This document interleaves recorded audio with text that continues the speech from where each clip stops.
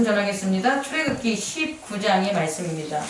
개인적으로 저는 이 출애굽기 19장을 구약에서 대단히 중요한 사건이라고 말씀드리고 있어요. 왜냐하면 구약과 신약에 통틀어서 두 가지 아주 기적 같은 일이 벌어지는데, 그 기적 같은 일이 뭐냐면 그의 백성을 위하여 하나님이 한글로 표현하면 강림하셨다는 거예요. 아니, 하나님이 강림하실 수도 있지 이렇게 얘기를 하잖아요. 그렇잖아요. 하나님은 이렇게 강림하고 강림 안 하고 하시는 그런 분이 아니에요. 왜냐면 이 하나님이 만든 모든 만물, 판타, 코스모스는 하나님에 의해서 나타나진 거예요. 그러니까 하나님은 강림했다 안 했다의 의미가 없는 거죠. 우리 인간들이 세운 어떤 귀신이나 잡신들은 그 존재가 어느 하나의 대상물에 나왔다 들어갔다 할 수 있겠지만, 하나님은 로고스로 말미암아 온 세계, 유니버시티, 온 우주를 만드셨잖아요. 그 만드셨다는 게 자기가 그 일체라는 거예요. 이 교회 지경에 만약에 저의 흔적이 있다면 이 교회 지경이 저라는 거예요. 다시 말해 하나님은 만유를 창조하신 분이고 만유 위에 계시기 때문에 강림하냐 안 하냐는 시각적이고 현상적인 신이 아니었다는 거예요. 그럼에도 불구하고요, 제약된 세상이기 때문에 하나님께서 아주 스페셜하고 특별하게 사건을 일으키셨는데 그게 강림이라고요. 그래서 구약에서는요, 출애굽기 19장에 그의 백성에게 강림하셨는데 사실은 백성은 못 보죠. 소리만 듣는 거고 모세와 제사장들에게만 시내산에서 이루게 돼요. 구약에서의 하나님의 강림은 바로 출애굽기 19장에 나오고요. 신약에서의 하나님의 강림은 어디에 나올까요? 라고 묻는다면 어디에 나올까요? 예수 그리스도를 죽음에서 살리신 거예요. 라이즈드. 다시 말해 예수 그리스도가 부활하셨다는 것은 하나님이 강림했다는 것과 동일하게 받아들여야 돼요. 예수님을 살리셨다는 게 결국 하나님이 예수 그리스도 안에 나타나셨는데 그게 세상 사람들에게 보인 거예요. 그럼 이게 하나님의 강림으로 봐야 된다는 거죠. 다시 말해 하나님은요, 구약과 신약에 걸쳐서 구분하는 게 아니라 구약의 세대적인 관점과 신약의 세대적인 관점에 있어서 동일하게 우리에게 나타나신다는 거예요. 근데 어떻게 나타나시냐? 그가 그의 백성에게 나타났다는 거예요. 왜 백성에게 나타났냐라고 보면 그가 하나님이 그의 백성의 하나님이 되고 그의 백성들이 하나님의 자녀들, 백성들이 되게 하려는 뭐 때문에? 언약 때문에. 그 언약 때문에 하나님은 나타나시는 거예요. 아니, 부동산 계약을 하는데 매수와 매도가 나타나야지 뭘 체결할 거 아니에요. 한 명이 나타나고 한 명이 안 나타나면 무효가 되잖아요. 그 마찬가지로 하나님이 계약이라는 것을, 언약이라는 걸 하시기 위해서 구약에도 오시고 신약에도 오셨다는 거예요. 그런데 이 언약이라는 걸 이루기 위해서 다시 말해 아주 중요한 이제 결과가 나타나는데, 하나님이 강림하시려면 반드시 두 글자 땡땡이 필요해요. 땡땡. 그게 뭘까요? 하나님이 지금 여기 이렇게 오셔 그러면 갑자기 쫙 나는 게 아니라니까요. 하나님이 반드시 언약을 체결하기 위해 우리의 삶이나 혹은 우리 가운데 오신다면 분명히 뭐가 있어야 돼요. 그게 뭘까요? 깨끗함? 그게 거처예요. 거처가 없이는 만날 수가 없어요. 다시 말해 언약을 하려면 반드시 대상이 있어야 되고 뭐가 있어야 되냐면 거처가 있어야 되는 거예요. 그 거처에서 하나님이 오시고 우리가 가는 거예요. 구약에서 출애굽기 19장의 거처는 시내산이 되는 거예요. 그리고 백성들이 머물러 있었던 그 장소가 되는 거예요. 그 장소에 하나님의 거처로 삼으셨으니까 내가 거기에 갈 거야. 그러니까 너희들은 어떻게 하라는 거예요? 성결해져라 라고 얘기하는 거예요. 그리고 선택해. 너희들이 내 백성이 될 거야? 나는 거기 갈 건데 너희들은 나를 하나님으로 섬길 거야? 라고 물어본다고요. 그랬을 때 모세가 내려와서 백성에게 물었을 때 그렇게 것이다라고 했을 때 또 다른 말씀을 주시는 게 뭐냐면 그러면 너희들이 셋째 날 이르기까지 3일 이르기까지 뭐해라? 성결해라. 나를 맞이할 준비를 하라는 거예요. 다시 말해 성결은요. 우리가 그냥 거룩해진다, 성결해진다 해서 성결하는 게 아니에요. 성결에는 반드시 목적이 있어요.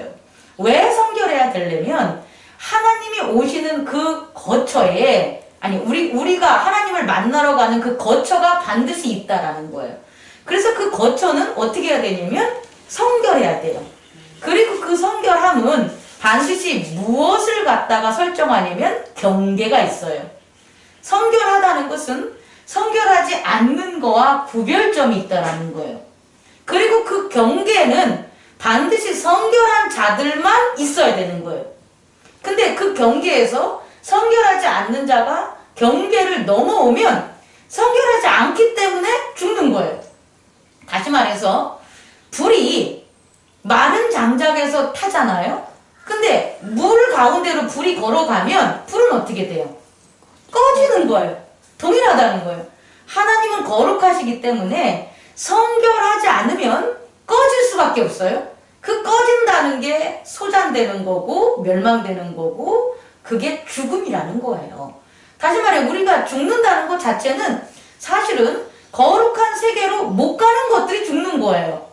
거룩한 세계로 가는 것들은 죽지 않아요. 그걸 깨닫기 바랍니다. 그래서 하나님은 구약에서 시내산에 처소를 세워서 하나님이 오시고 그의 선택한 제사장들과 모세를 성결케 거룩게 하신데 단 그 장소뿐만 아니라 음성이 들리는 그 곳까지 하나님의 거처가 된다라는 거예요. 다시 말해 하나님을 직접 대면하여 눈으로 보는 그 곳만 하나님의 거처가 아니라 그분의 음성이 임하는 그 넓은 의미까지도 하나님의 거처가 된다. 그럼 이것을 신약에 있어서 다시 한번 적용을 한다면 구약에 있어서의 거처는 지각의 세계에서 인식할 수 있는 곳이에요. 다시 말해 모세와 제사장들이 눈으로 볼 수 있는 곳이고요. 그의 백성들이 귀로 지각할 수 있는 곳이 거처예요. 그래서 그들은요. 회막이라는 곳 또 여기서 율법을 받고 하나님의 임한 가운데 하나님의 성막을 짓게 되는 성막 시대로의 이제 여정이 열리게 되는 거예요. 그게 오늘날까지 보면 교회가 되겠죠. 근데 신약에서는 말이에요. 그렇게 하나님이 함께하는 지각적 외연의 세계에 거처를 허락하셨는데 그것들이 어떻게 되냐면 죄로 채워지게 되는 거예요. 죄로 오염지게 되는 거예요. 죄가 있다면 하나님은 더 이상 임재가 거하지 않는 거예요. 거룩하면 하나님의 임재가 있는 거고 그 처소에 죄가 있으면 하나님은 임재할 수 없는 거예요. 외연의 세계, 지각의 세계에 거처를 마련했는데 그것을 인간들이 제대로 거룩하게 지켰냐? 못 지켰다는 거예요. 그래서요. 율법이 완전한 게 아니라 불완전하게 됐다는 거예요. 원래 하나님의 율법은 완전한데 모세 이후 시대의 사람들이 하나님과 함께하는 거처를 더럽혔기 때문에 그 율법의 유효함이 온전하지 못하고 잃게 되는 거예요. 그래서 하나님께서는 새로운 계약을 맺는 거예요. 그게 예수 그리스도예요. 그리고 새로운 계약은 똑같이 구약처럼 하나님이 임할 처소가 있어야 되겠죠. 근데 그 처소를요. 외연의 세계에다 세우지 않았다고요. 신약에 있어서의 처소는 어디가 되냐면 믿음의 세계, 다시 말해 내면의 세계에 거처를 마련하신 거예요. 그래서 예수님이 돌아가신 거예요. 부활하신 거예요. 예수님은요. 이 땅에 오신 이유가 뭐냐면 우리들의 마음에 예수님이라는 거처를 남기는 거예요. 그리고 다시금 하나님의 나라로 부활하러 가시는 건 뭐냐면 그 부활을 우리들에게 따르라 라고 해서 그 거처로 우리를 초대하는 거예요. 근데 이게 되게 어려운 거예요. 내면의 세계에 있는 거처는 분명히 내 안에 있어요. 목사님 안에 있는 게 아니고 여러분들 각자의 내면의 안에 있어요. 근데 그 내면으로 우리가 갈 수가 없는 거예요. 내 안에 있지만 내 마음이 아니에요. 내 안에 있지만 내가 갈 수 없는 곳에 하나님의 거처가 있다라는 거예요. 그 거룩한 거처가. 그래서 내 안에 있지만 내가 하나님을 만날 수 있는 그 거처는 누구를 통해서만 갈 수 있냐? 예수 그리스도를 통해서만 갈 수 있는 거예요. 이것을 깨달음으로 여러분 은혜 받길 원합니다. 그래서 그 거처에서 예수님이 예수 그리스도라는 게 의인화된 게 아니라 사실은 예수 그리스도라는 인의 의미로 성경에 많이 나오는 게 그게 그의 나라, 세계, 거처가 됐기 때문이에요. 구약에 있어서 모세와 아론이 제사장의 역할을 한 것처럼 신약에 있어서의 그 우리의 내면의 세계의 예수 그리스도의 거처는 거기에 제사장은 예수 그리스도가 되는 거예요. 그리고 그 예수 그리스도 안에 있어야만 하나님이 그 안에 뭐 하시는 겁니까? 우리를 만나고 임재할 수 있다라는 거예요. 구약에 있어서의 하나님은요, 음성으로 나타나고 연기로 나타냈어요. 근데 신약에 있어서의 하나님은요, 연기나 음성으로 나타나지 않으세요. 왜냐면 내면의 세계니까, 외연의 세계가 아니라. 그래서 하나님은 신약의 세계에 있어서 그럼 어떻게 나타나시냐? 하나님이 우리 내면의 세계에 예수 그리스도 안에 나와 어떻게 만나주시냐 그러면 나타나는 그 모습이 있는데 그게 뭐냐면 성령의 역사예요. 성령의 역사, 성령의 음성, 말씀의 깨달음, 이것들이 결국 내가 하나님을 만나고 있다라는 거예요. 근데 내가 여전히 교회를 다니고 여전히 성경 말씀을 읽고 찬양하고 기도하는데 나는 하나님을 만난지 몰라 라고 한다면 그는 거처를 잘못 찾은 거예요. 그리스도의 거처가 아니라 자기 마음에 우상으로 새겨진 잘못된 교회를 세워놓고 그곳에서 자기는 계속 기다리는 거예요. 근데 그곳은 내 마음이기 때문에 하나님이 오지 않으세요. 자, 그렇다면 이렇게 거처라는 하나님과 우리가 만날 수 있는 것을 구약과 신약에 만들었는데 주셨는데 우리는 왜 이것을 무엇 때문에 빼앗기냐는 거예요. 이게 빼앗겼기 때문에 결국은 계속해서 우리는 하나님과의 함께하는 삶을 못 사는 거 아니겠습니까? 결국은 이 거처를 빼앗기는 거예요. 누구에게? 죄에게 빼앗기는데 단순히 그냥 통틀어서 그냥 죄가 아니라 구체적으로 하면 무엇이 이 하나님과 우리가 만나는 이 성결하고 거룩한 거처를 빼앗고 엉망으로 만들고 타락시키냐는 거예요. 그게 제가 마지막으로 여러분에게 드리고 싶은 거예요. 뭘 것 같습니까? 여러분이 생각해 볼 때. 그게 뭐냐면요. 소욕이에요. 소욕. 한자에서 소욕은 있잖아요. 곧소자의 발할 욕자예요. 곧소자라는 게 아까 말한 것처럼 거처할 때랑 똑같은 거예요. 다시 말해 마음이라는 거는 있잖아요. 어딘가에 이렇게 머물러야 돼요. 그래서 생각과 그런 것들이 사상이 머물러서 만든 게 내 마음이잖아요. 근데 그것들이 또 다른 곳에 머물려고 하는 거예요. 그게 소욕이에요. 내가 이 물을 마시고 싶어. 근데 이게 내 물이면 상관이 없잖아요. 근데 이게 다른 사람 거야. 그럼 다른 사람께 먹고 싶어. 그러면 이 물에 누가 머문 거예요? 내 마음이 머물러 버린 거예요. 그리고 어떻게 해서든지 이 물을 내가 가져오려고 하는 거예요. 그거는 원래 이 물에는 다른 사람의 곳이 아니겠습니까? 머무는 곳이잖아요. 근데 내 마음이 이곳으로 침범해 버린 거예요. 들어가 버리는 거예요. 그러면서 이곳을 어떻게 만드냐? 이곳을 죄로 만들어 버린다고요. 그게 소욕이라는 거예요. 다시 말해서 오늘 출애굽기 19장을 보면 아주 반복적으로 지속되는 단어가 있어요. 그게 뭐냐면 이해가 좀 안 될 수 있어요. 아니 왜 이해 안 되는 게 뭐 있겠어요. 다 되는데 이러면 안 돼요. 이해가 안 되는 게 뭐냐면 하나님이야. 하나님이신데 제일 우려하는 게 있다라는 거예요. 하나님인데 우려를 해. 뭐를 우려하시나 봤더니 아니 백성들이 경계면을 침범할까봐 우려하는 거예요. 이거 너무 웃기지 않습니까? 그걸 왜 걱정하셔?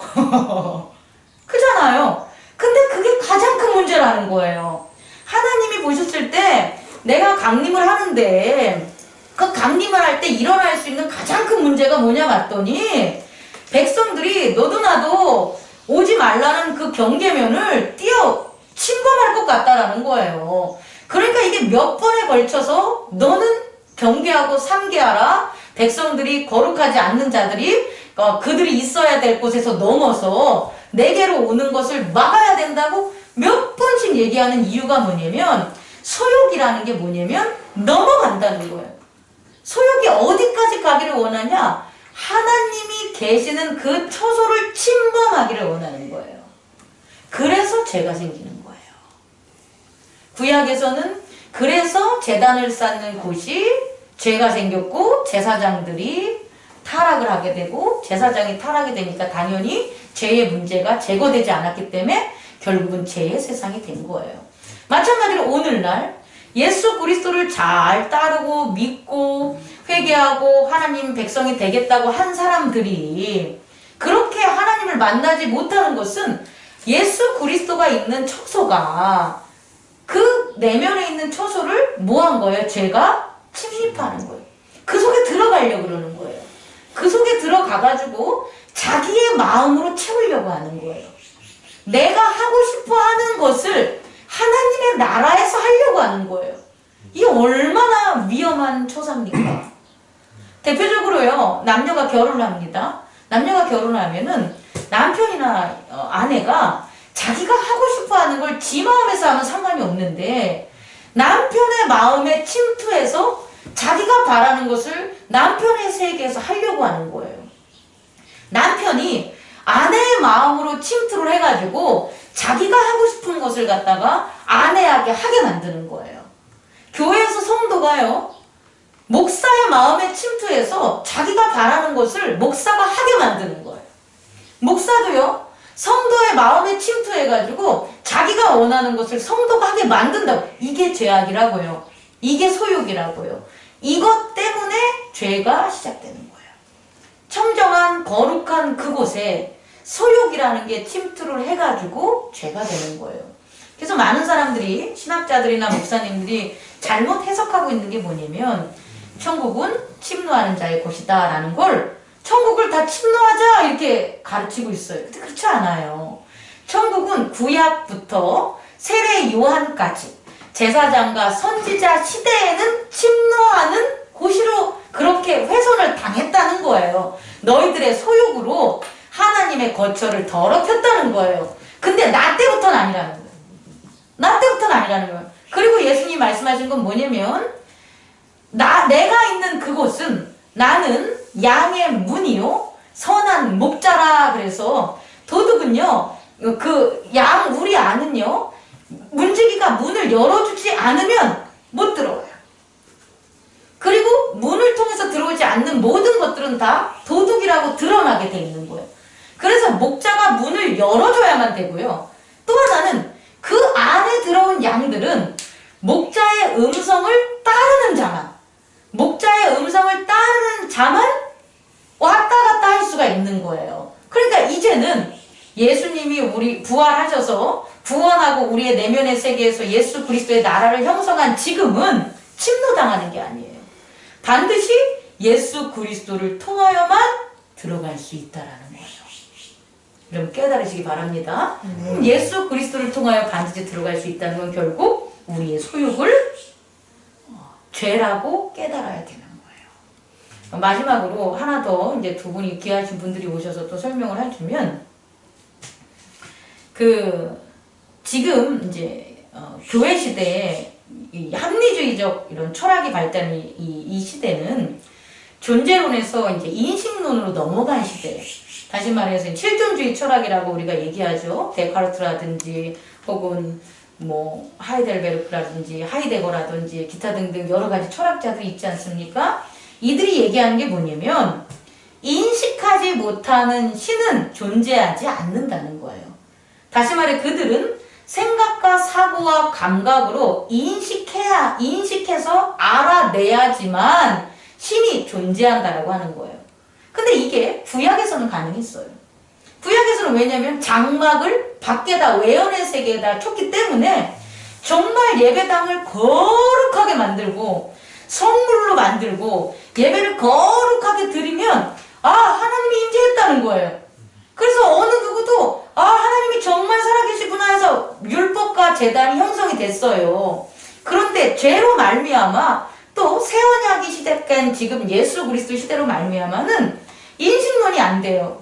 왜냐면 외연의 세계에다가 교회를 세운 게 아니고 외연의 세계에다 제단을 세운 게 아니라 내면의 세계에다가 제단을 세웠기 때문이에요. 그래서요, 다시금 합리주의 시대 이전인 존재론의 세계로 가야 되는 거예요. 인식하지 못해도 존재한다. 다시 말해 인식이 존재함을 갖다가 증명하는 게 아니라 존재는 존재 자체를 믿는 믿음으로 증명된다는 거예요. 결국 우리는 이제 이 기독교가 인식론적인 그런 어떤 조류에서 벗어나서 다시금 예수님 시대로 돌아가서 믿음으로 가야 된다는 거죠. 눈에 보이지 않는 걸 믿어야 되는 거예요. 원래 존재는 눈에 안 보여요. 일어나지 않는 일들을 기대하고 믿어야 되는 거예요. 원래 존재는 먼저 시작되기 때문에 나중에 나타나는 현상이 아니에요. 존재는 항상 현상을 선제하기 때문이에요. 그 믿음으로 우리 교회와 여러분들이 함께 나아가길 원합니다.